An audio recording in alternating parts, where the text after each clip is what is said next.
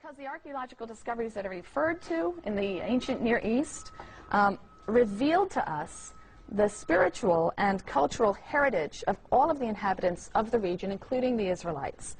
And one of the major consequences of these finds is the light that they have shed on the background and the origin of the materials in the Bible.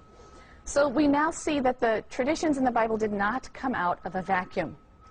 The early chapters of Genesis, Genesis 1 through 11, they're known as the primeval history, which is a very unfortunate name because these chapters really are not best read or understood as history in the conventional sense. But these 11 chapters owe a great deal to ancient Near Eastern mythology.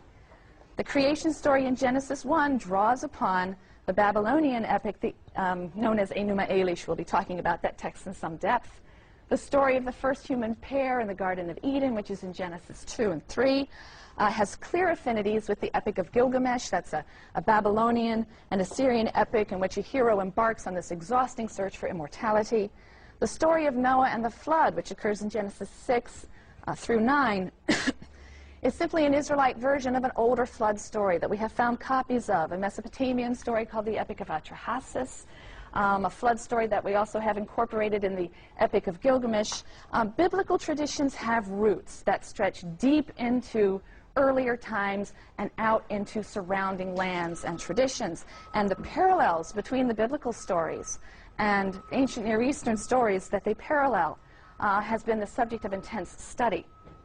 However, it isn't just the similarity between the biblical materials and the ancient Near Eastern sources that is important to us.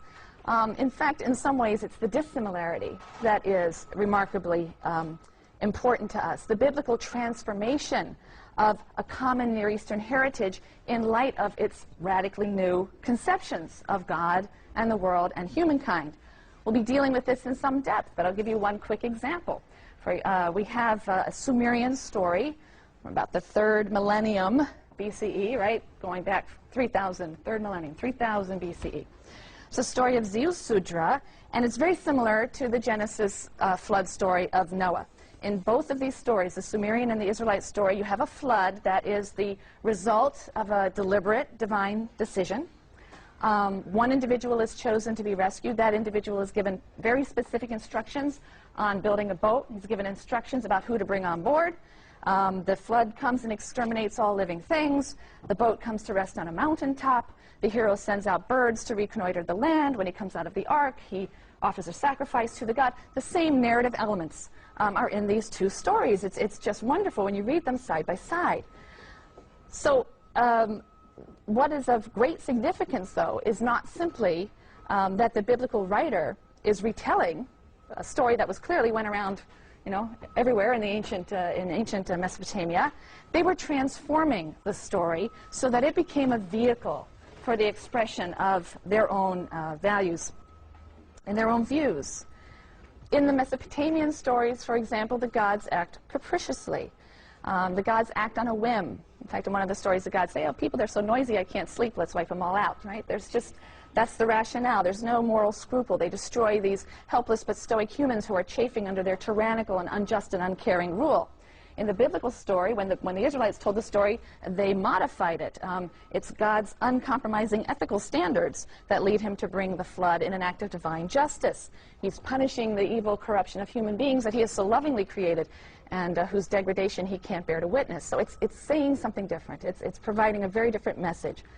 So when we compare the Bible with the literature of the ancient Near East, we'll see not only the incredible cultural and literary heritage that was obviously common to them, but we'll see the ideological gulf that separated them, and we'll see how biblical writers so beautifully and cleverly manipulated and used these stories, as I said, as a vehicle for the expression of a radically new idea.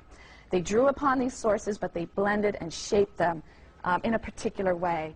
And that brings us to a critical problem facing anyone who seeks to reconstruct ancient Israelite religion or culture on the basis of the biblical materials.